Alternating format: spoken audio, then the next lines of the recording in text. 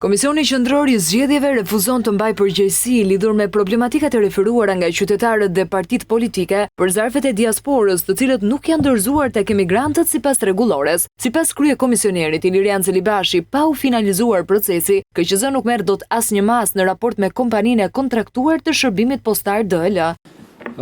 Ne kemi një marrëdhënie kontraktuale me këtë operator të shërbimit postar dhe ashtu sikurse çdo kontratë e cila ka dy palë apo edhe më shumë ndonjëherë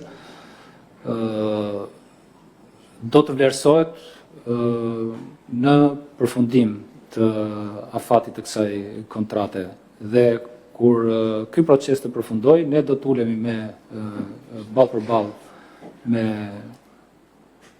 palën tjetër dhe do të shikojmë se sa dhe si ai e ka përmbushur këtë shërbim.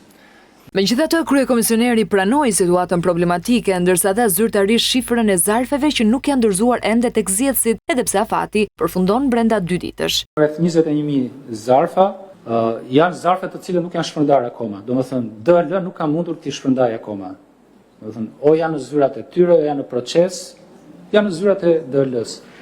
Prej tyre 11.000 janë për shkak të problematikave të lidhura me adresën, pra pasaktësi në adresë, pasaktësi në emailin e kontaktit dhe pasaktësi në numrin e telefonit. Pra shërbimi i DL-s ka 11.000 votues nuk ka mundur t'i gjejë, nuk ka mundur t'i kontaktoj. Dhe do të thotë që këto 11.000 zarfa janë në zyrat e tyre. Lidhur me problematikat në rastin e Greqisë, Celibashi sugjeroi që zgjedhësit shqiptar të shkonin vetë pranë zyrave të DL-s dhe të interesoheshin për zarfin që ta dërgonin atë në kohë. Ndërkohë, drejtuesja politike për diasporën në Partinë Demokratike Josefina Topalli tha për MCN Live se opozita ka arritur të sigurojë prova konkrete për manipulimet e procesit në Greqi. Siç kanë ndodhur në ditë tjera në Selanik, në Korint, sot në Verje, për shembull kanë marrë 200 zarfa, është e pa identifikuar se kush janë këta persona që i kanë marrë,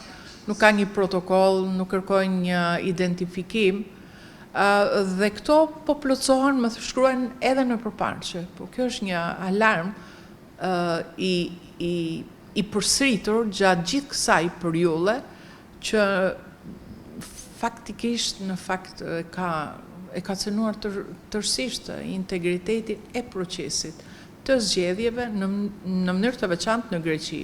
Një koment për problematikat me votën e diasporës e pati edhe kandidati i Partisë Socialiste Etjen Xhafaj. Tjetër që kam punuar edhe vjet kam qenë me kryeministrin në Milano si përfaqësues i Partisë Socialiste për atë që ishte komuniteti votues i Kavajës dhe Rogozhinës. Kam bërë një sër takimesh për cilat jam shumë i njohës, njerëzish të cilët janë përfaqësues të denjë të Shqipërisë kudo jashtë, që janë biznesmen, që janë të angazhuar politikisht, që janë njerëz që mund të japin një kontribut dhe duhet të japin këtë kontribut edhe për vendin e tyre, paçka se unë mendoj që ka një kontribut shumë të rëndësishëm për të dhënë edhe për vendin që i ka mikpritur dhe i ka mirëpritur dhe ka qenë një histori suksesi për ta.